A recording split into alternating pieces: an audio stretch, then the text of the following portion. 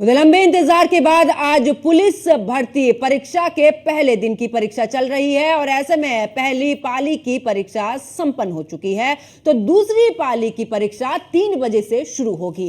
चाक चौबंद इस दौरान व्यवस्था और इंतजाम के बीच ये परीक्षा हो रही है और इन परीक्षाओं की अगर बात करें तो पुलिस विभाग की साख भी दांव पर लगी है कि कहीं से कोई भी चूक ना हो जाए।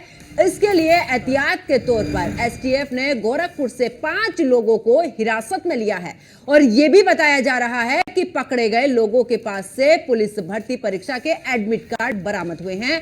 लेकिन सबसे ज्यादा हैरानी की बात तो यह है कि परीक्षा को लेकर इस दौरान प्रोपेगेंडा फैलाने की कोशिश अभी भी यहां पर शुरू की गई है। इसके लिए पहला बड़ा नाम सामने आया है समाजवादी पार्टी के नेता और पूर्व मंत्री यासर शाह का, और साथ ही जिनके ऊपर आरोप है कि उन्होंने पेपर लीक होने की झूठी अफवाह यहां पर फैलाई है।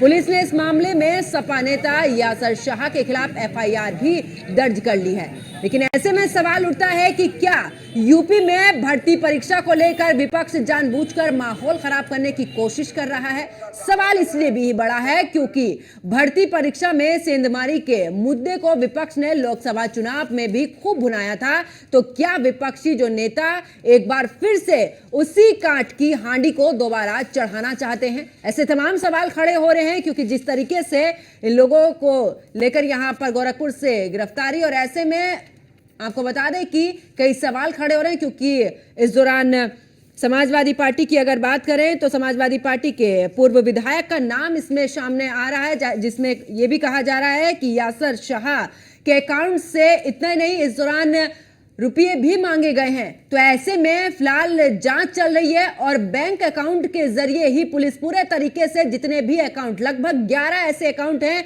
जो कि अलग अलग बने हुए हैं और उनके माध्यम से इस पेपर लीक को करने की कोशिश, यानी कि यह भी कहा जा रहा है कि जो पुराना पेपर है उसको दिया जा रहा है, उसके बदले में यहां पर पैसे भी मांगे जा रहे हैं। फिलहाल इस पूरे मामले को लेकर अब जो है जांच चल रही है। तो आपको बता दें कि किस तरीके से यहां पर क्या कुछ खास है। परीक्षा केंद्रों पर 3 स्तर पर चेकिंग है। आईडी इस दौरान देखकर मजिस्ट्रेट देंगे एंट्री, और इतना नहीं 2300 मजिस्ट्रेट परीक्षा के कामों में लगाए गए हैं। यानी कि इतनी सख्त यहां पर सिक्योरिटी, जहां पर परीक्षा केंद्रों पर 3 स्तर के बाद जाकर एंट्री मिल रही है। आईडी देखकर मजिस्ट्रेट एंट्री देंगे। इतना नहीं 2300 मजिस्ट्रेट परीक्षा के कामों में लगाए गए हैं। तो इस बार एक कड़ी सुरक्षा यहां पर देखने को मिल रही है। लेकिन वहीं दूसरी तरफ जिस तरीके से मामला सामने आया है कि यहां पर समाजवादी पार्टी के पूर्व मंत्री यासर शाह सहित अन्य पर फिलहाल यहां पर एफआईआर दर्ज हो चुकी है। सोशल मीडिया पर हर कीमत पर पेपर मुहैया करवाने का दावा यहां पर किया गया। इतना ही नहीं, अभ्यर्थियों को क्यूआर कोड भेजकर भी रकम ट्रांसफर करने की बात भी कही गई है। यानी कि कुल मिलाकर बात की जाए तो एक बार फिर से, यानी कि जिस मुद्दे को लोकसभा चुनाव के दौरान समाजवादी पार्टी ने बड़ी ही प्रमुखता से उठाया था कि आखिरकार उत्तर प्रदेश सरकार में किस तरीके से पेपर लीक हो रहे हैं, लेकिन जब दोबारा आज जिस तरीके से परीक्षा हो रही है और ऐसे में अफवाह फैलाने की कोशिश की गई है झूठी, और इसको लेकर फिलहाल जांच चल रही, तो ऐसे में समाजवादी पार्टी के पूर्व नेता का यहां पर जो मंत्री है उनका नाम सामने आ रहा है, यानी कि यासर शाह का। और कहा यह भी जा रहा है कि ऐसे 11 अकाउंट, यानी कि उनके जो सोशल मीडिया के अकाउंट है 11 अकाउंट यहां पर वहां से पैसे मांगे जा रहे हैं। ऐसे में कुल मिलाकर फिलहाल पुलिस अब जांच कर रही है और टीम इसको लेकर पूरी जांच में लगी हुई है। और साथ ही जो बैंक अकाउंट इस दौरान दिए गए थे अभ्यर्थियों को, उनके तहत पूरे तरीके से यहां पर जांच भी की जा रही है। तो ऐसे में परिंदा भी पर नहीं मार सकता, ऐसी है यहां पर सख्त यहां पर सिक्योरिटी है। बावजूद उसके इस तरीके का मामला फिलहाल इसको लेकर जांच चल रही, लेकिन ऐसे में कई सवाल भी खड़े होते हैं।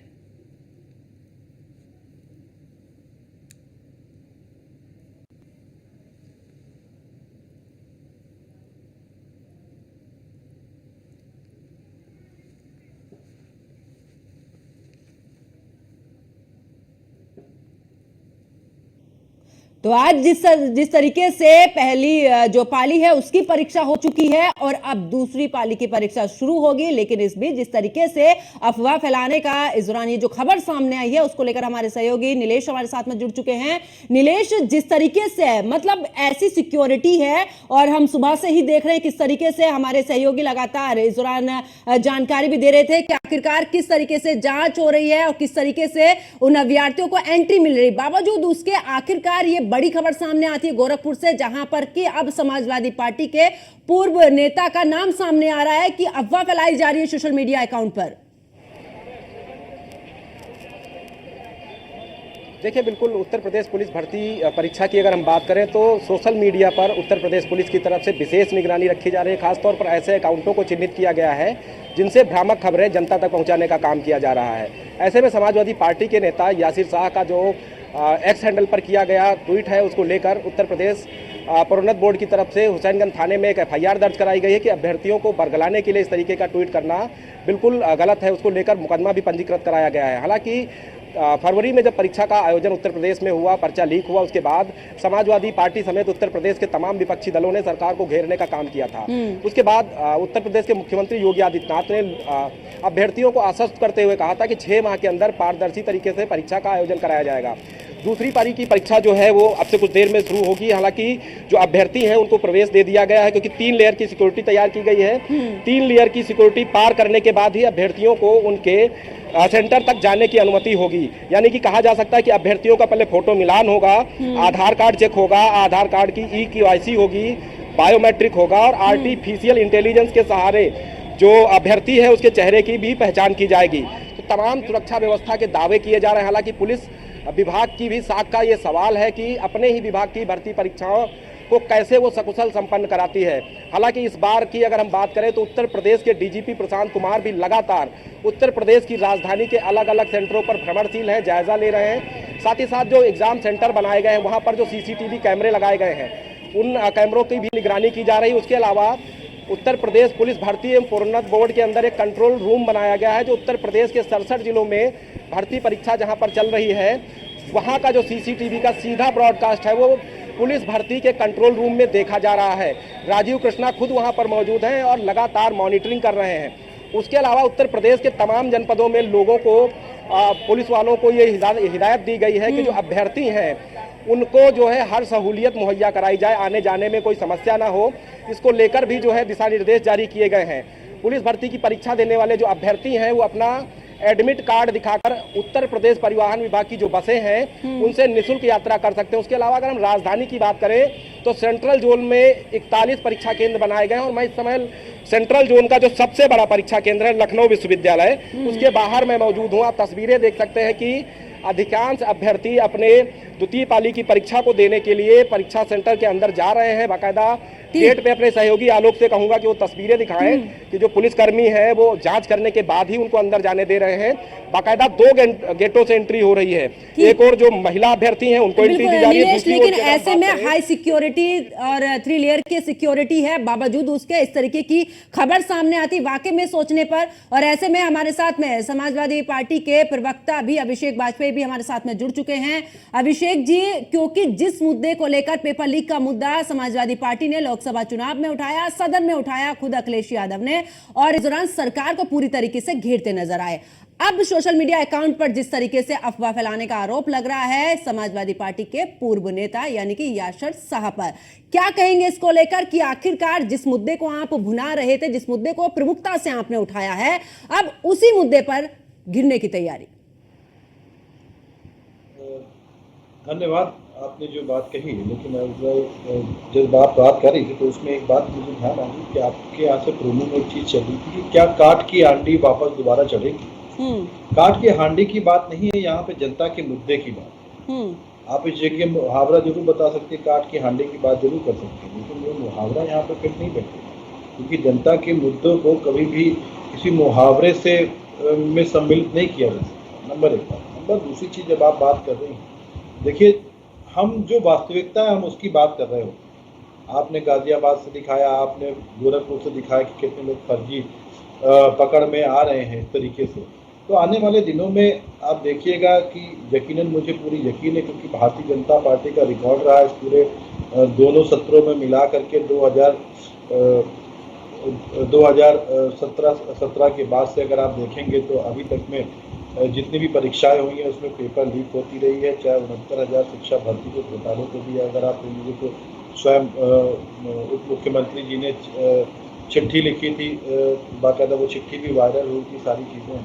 तो देखने वाली बात होगी कि इतनी बड़ी चुनौती भारतीय जनता पार्टी इसको किस तरीके से अमली जामा पहनाती है, किस तरीके से आगे पेपर लीक को रोक पाती है। लेकिन क्योंकि जब पेपर लीक के मामले सामने आते तो ये कुछ दिन बाद ही पता चलती कि कहाँ कहाँ पे पेपर लीक हुए, कहाँ कहाँ पे नहीं हुए, ये सारी चीज़ बाद में ही पता चलती है। क्योंकि सिक्योरिटी रीज़न है, क्योंकि देखिए जब पेपर लीक होती है तब उसमें आपने देखा कि कितने सारे अधिकारी उसमें सम्मिलित होते हैं।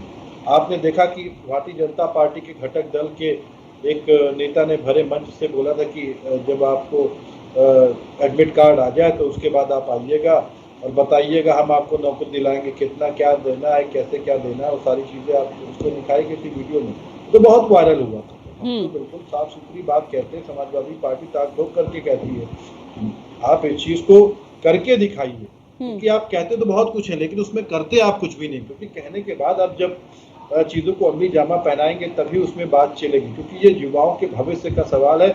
ये उत्तर प्रदेश की सुरक्षा का मामला होगा। आने वाले दिनों में जब जो भी लोग भर्ती होंगे, कहीं ना कहीं प्रशासनिक अधिकारी भी बनेंगे जा करके, और कहीं ना कहीं प्रदेश की सुरक्षा व्यवस्था उनके हाथों में होगा। तो कहीं ना कहीं देखना होगा कि हमें अमली जामा ये पहनाया जाए अच्छी तरीके से पहने, हम तो चाहेंगे। लेकिन जो वास्तविकता है, हम तो उस वास्तविकता पे बात करेंगे और आने वाले दिनों में इसका दूध का दूध और पानी का पानी। ठीक है अभिषेक जी वापस लौटूंगी। गौरव मिश्रा बीजेपी नेता हमारे साथ में जुड़ चुके हैं।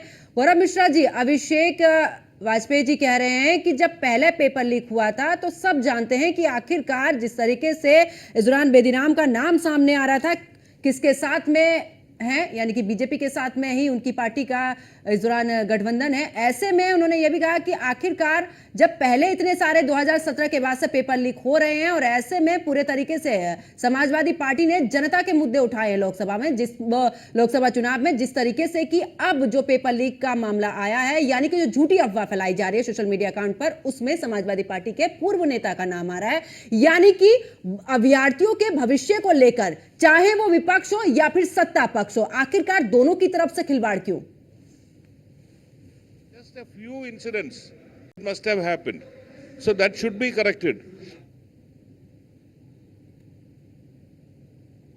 कि जो माफिया पकड़ा गया वो अपने घर से सचिवालय चलाता था और पेपर लीक के मामले में सबसे बड़ा माफिया रहा वो समाजवादी पार्टी से जुड़ा हुआ था। देखिए, एक बात बहुत साफ समझने की आवश्यकता है, समाजवादी पार्टी के सरकार के दौरान किसी प्रकार के पेपर लीक की आवश्यकता ही नहीं होती थी, क्योंकि परीक्षा के पहले ही तय हो जाता था किसको नौकरी मिलनी है, किसको नहीं मिलनी है, किस जाति को मिलनी है और कितनी मिलनी है, कॉन्स्टिट्यूशन हो जाया करता था। लेकिन भारतीय जनता पार्टी की साफ नियति ने यह स्पष्ट किया है और सुनिश्चित किया है कि बच्चों के भविष्य के साथ किसी भी प्रकार का खिलवाड़ नहीं किया जा सकता। इसीलिए सार्वजनिक परीक्षा अधिनियम के तहत 1 करोड़ का जुर्माना और आजीवन कारावास की सजा तय की गई है और बहुत चाक चौबंद तरीके से इन परीक्षाओं को संपादित किया जा रहा है।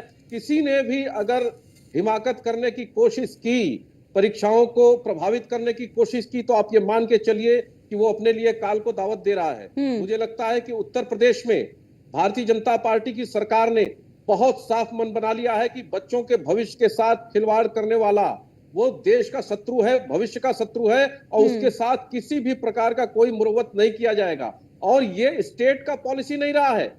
समाजवादी पार्टी में हमेशा ही जो नौकरियां होती थी वो इनके पार्टी का अंदरूनी नीति का हिस्सा रहा है, वो बंदर बाट का हिस्सा रहा है। प्राइवेट लिमिटेड कंपनी की तरह उन नौकरियों को बांटा जाता रहा। ये कुछ छुपा हुआ नहीं है, एकदम सार्वजनिक पटल पर है किस तरीके से भाई भतीजावाद के आधार पर लोगों को नौकरियां दी जाती थी। भारतीय जनता पार्टी ने इन सारे मिथ को तोड़ दिया है, इन सारे प्रैक्टिसेस को खत्म कर दिया है, समाप्त कर दिया है, और एक दुरुस्त व्यवस्था जिसमें अत्याधुनिक तकनीक का भी इस्तेमाल किया जा रहा है। सेंट्रल से यानी मुख्यालय से सबकी मॉनिटरिंग हो रही है, जितने परीक्षा केंद्र हैं सीसीटीवी के नजर में है, और कहीं से अगर थोड़ी भी लीकेज होती है तो अविलंब उसका पता चलेगा, उससे उसके दोषी के ऊपर दंडात्मक कार्रवाई। लेकिन गौरव जी समाजवादी पार्टी का ये भी तो कहना है ना कि बच्चों के साथ में खिलवाड़ तो आपके इसमें भी किया जा रहा है, सरकार में पेपर लीक हो जा रहा है, इतने अभ्यर्थियों की ओवर एज हो जा रही है, वो कहां पर जाएंगे? आएंगे, इन सब चीजों के सवाल तो ये भी खड़े कर रहे हैं। ये वही सवाल मेरा भी था कि आप जिस तरीके से कह रहे हैं कि समाजवादी पार्टी की सरकार में भाई भतीजावाद चलता था, जिन लोगों की जानकारी होती थी, जो पहचान वाले होते थे, उनको भर्ती इस दौरान किया जाता था, बाकी को नहीं। लेकिन हो तो दोनों तरफ ही रहा है। एक तरफ भाई भतीजावाद का आरोप आप लगा रहे हैं, दूसरी तरफ वो कह रहे हैं कि आपकी सरकार में पेपर लीक हो रहे हैं।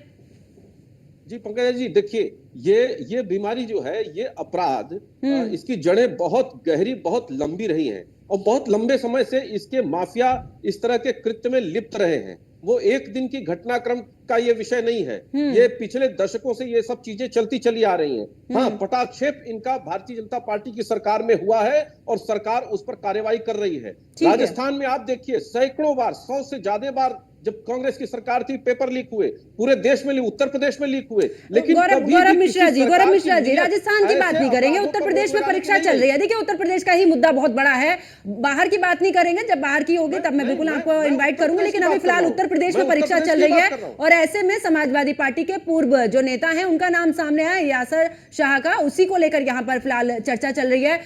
क्या कहेंगे अभिषेक वाजपेयी जी, क्योंकि सीधे तौर पर बीजेपी हमेशा से ही आरोप लगाती आई है कि भाई भतीजावाद चलता था और यही वजह रहती थी कि जो जान पहचान के होते थे उनको नौकरी मिलती थी। आपके में पेपर लीक कहां से होता? पंकज जी, आप इसी बात से अंदाजा लगा लीजिए कि जब गौरव भाई बोल रहे थे तो उन्होंने एक बात कही कि जड़ों की बात है। तो मुझे वाकया याद आ गया कि पिछले सत्र में शिक्षा मंत्री ने कैसे झूठा सर्टिफिकेट बनवा करके अपने भाई को नौकरी दिलानी चाहिए थी। ये हम तो नहीं थे ना शिक्षा मंत्री, हमारी सरकार तो नहीं थी ना, ये तो आपकी सरकार थी। क्या उनके घर के ऊपर आपने बुलडोजर चलाया आज तक? क्या आपकी हिम्मत हुई सरकार की, या आदरणीय मुख्यमंत्री योगी आदित्यनाथ जी की हिम्मत हुई उनके घर के ऊपर बुलडोजर चलाने की? नहीं हुई ना। दूसरी बात, अभी इन्होंने एक बात कही, मुझे ध्यान आ गया वो वाकया भी, जब 69,000 शिक्षा भर्ती का मामला आया था, जब सुप्रीम कोर्ट ने अभी अगस्त, जब अपने 1 तारीख को अपना जजमेंट सुनाया, तो जजमेंट में भी आपने देखा कि कैसे उन्होंने कहा, भारतीय जनता पार्टी ने कहा कि हाँ मैं 3 महीने मानता हूँ। इस आधुनिकीकरण में जो चीज 3 घंटे में हो जाती है, हम तो कहते हैं आप 3 दिन में करके दिखाइए, 10 दिन में करके दिखाइए, आप उस चीज को करके तो दिखाइए। आपने कहा कि हम तो उसी के हिसाब से चलेंगे, 3 महीने का मानक देखेंगे, उसके बाद तब आगे का देखते कैसे क्या होता है। अब उसमें फंसे दो व्यक्ति देखिए, जिनको नौकरी मिल चुकी थी और जिनको नौकरी नहीं मिली हुई है। जिनको नौकरी मिल चुकी थी उस पे जो बैंक ने लोन दिया, वो बेचारे अब लोन अपने कैसे चुकता करेंगे। अभी ये कल की रिपोर्ट थी, मैं पढ़ रहा था, जिसमें बैंक वालों ने एक रणनीति बनाई है, जिसमें जो लोग नौकरी पा चुके हैं, अगर उनकी नौकरी जाती है तो कैसे उनका लोन रिकवर करना है, वो बेचारे क्या करेंगे। तो भारतीय जनता पार्टी का हमेशा से दोहरा चरित्र रहा, इनका दिखाने वाला हाथी का दांत है और खाने वाला कुछ और है। भारतीय जनता पार्टी में एक बता दे, जितनी भर्तियां हुई, जितने पेपर कराए गए, उसमें एक भर्ती बता दे भाई, एक बार पेपर लीक होता समझ में आता, 2 बार लीक होता समझ में आता। जितनी परीक्षाएं होती है तब तक आप क्या करते रहते हैं? ठीक है, तब तक आप सोया करते हैं। हाँ। अपने पास, आपके पास जब फंड कम पड़ जाता है, फंड नहीं होता है, तो जनता जनार्दन का मेहनत का पैसा आप इसी तरीके से मंगाते हैं और अपने कोष को भरते हैं, उसके बाद किनारा लगा देते हैं पेपर लीक करवा करके। उसमें भारतीय जनता पार्टी के लोग ही सम्मिलित होते हैं और कोई सम्मिलित नहीं होता है। सरकार ये चला रहे हैं और दोष हमारे ऊपर दे रहे हैं, ऐसा तो नहीं चलेगा। सर नाम आया है, नाम आया है, आप ही के पूर्व नेता का नाम आया है, इसीलिए मुद्दा इतना गरमाया हुआ है, क्योंकि आपने ही ये मुद्दा सबसे ज्यादा प्रमुखता से उठाया था। वापस लौटूंगी अभिषेक वाजपेयी जी आपके साथ में, मेरे सहयोगी नीलेश भी हमारे साथ में लगातार बने हुए हैं। नीलेश, क्योंकि हमने देखा है आरोप प्रत्यारोप लगे इस दौरान लगते आए हैं पेपर लीक मामले को लेकर, भाई भतीजावाद को लेकर, लेकिन नीलेश सबसे बड़ी परेशानी यही है कि आखिरकार उन अभ्यर्थियों का, क्योंकि जब हम सुबह भी बात कर रहे थे उनका सिर्फ यही कहना था कि पेपर लीक नहीं होना चाहिए, बड़ी ही मुश्किल से हम लोग पहुंच रहे हैं और यहां पर बड़ी ही परेशानी के साथ में आ रहे। दूसरी तरफ जिस तरीके से ओवर एज हो जाती है, जो समस्या है, जो सपना लेकर आते हैं अभ्यर्थी, उनके लिए कितना मुश्किल भरा समय होता है जब कहा जाता है कि पेपर लीक हो गया या भाई भतीजावाद हुआ है। देखिए पंकज, बिल्कुल अगर हम उत्तर प्रदेश के युवाओं की बात करें तो उत्तर प्रदेश का युवा इस समय 2 राहे पर आकर खड़ा हो गया है। एक और जहां कोरोना काल के दौरान कोई भर्ती नहीं हुई, लोग घरों में कैद रहे, दूसरी ओर अगर हम उत्तर प्रदेश की बात करें तो अलग अलग भर्तियों से जुड़े हुए जो पर्चे थे वो लीक हुए, जिसके बाद युवाओं का दर्द छलका और उन्होंने सरकार के खिलाफ मोर्चा खोला। साफ तौर पर कहा कि अगर उत्तर प्रदेश सरकार भर्ती परीक्षाओं में पारदर्शी व्यवस्था लागू नहीं करती है या फिर पर्चा लीक कराने वाले लोगों के ऊपर सख्त कानून नहीं लाती है, तो ऐसे में उत्तर प्रदेश का युवा सरकार बदलने का काम करेगा। जिसके बाद उत्तर प्रदेश सरकार ने पर्चा लीक के मामले में कड़ी कठोर कानून बनाने का काम किया। जो पर्चा लीक से जुड़े हुए लोग हैं उनके ऊपर अब करोड़ों रुपए का जुर्माना लगाने के साथ साथ आजीवन कारावास का प्रस्ताव भी पास कराया गया है। वहीं दूसरी ओर अगर हम बात करें समाजवादी पार्टी की, तो समाजवादी पार्टी के प्रवक्ता हमारे साथ जुड़े हुए हैं। उनका साफ तौर पे कहना है कि युवाओं के लिए उत्तर प्रदेश सरकार जो व्यवस्थाएं करनी चाहिए वो नहीं कर पा रही है। लेकिन सवाल ये उठता है कि समाजवादी पार्टी के जो प्रवक्ता हैं उनको ये जान लेना चाहिए कि उन्हीं के पार्टी के पूरे एमएलए सोशल मीडिया प्लेटफॉर्म से युवाओं को भ्रामक जानकारी दे रहे हैं। पर्चा लीक जैसे मामलों को लेकर वो सोशल मीडिया पर युवाओं को बरगलाने का काम कर रहे हैं। क्या समाजवादी पार्टी के प्रवक्ता ये बताने का काम करेंगे कि क्या उनका जो नेता है उनके ऊपर पार्टी की तरफ से क्या कार्रवाई होगी? क्योंकि उत्तर प्रदेश के युवा जब भी तैयारी करते हैं, सालों साल मेहनत करते हैं, जब पर्चे का समय आता है, एग्जाम देने जाते हैं, लेकिन एकाएक भर्ती परीक्षा निरस्त हो जाती है। ऐसे में अगर उनका सोशल मीडिया पर दिया गया बयान या जो जानकारी शेयर की गई है उसमें से अगर कोई युवा प्रभावित होता है, उसके भविष्य के साथ कोई नुकसान होता है, तो क्या समाजवादी पार्टी उसका जो है ख्याल रखेगी या फिर अपने नेता के ऊपर कार्रवाई करेगी?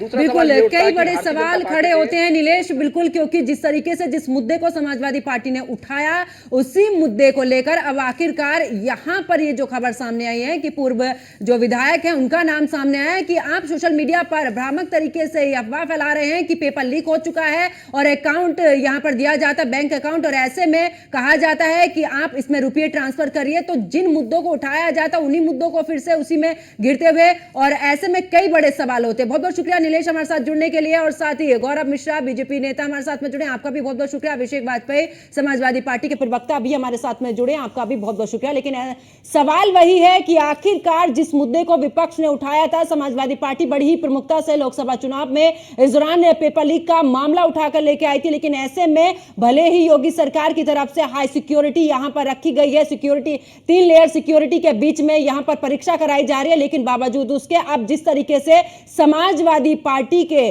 जो पूर्व विधायक हैं उनका नाम अब सामने आया है, याशर शाह का, और ऐसे में अब देखना होगा कि क्या जिस तरीके को लेकर अखिलेश यादव ने जिस मुद्दे को उठाया था, क्या अब आखिरकार इसके खिलाफ क्या कुछ कार्रवाई समाजवादी पार्टी की तरफ से की जाती है, या फिर एक बार फिर से चुप्पी साधता हुआ विपक्ष यहां पर नजर आता है। मेरे साथ फिलहाल इतना ही, आप देखते रहिए न्यूज़ 1 इंडिया। नमस्कार।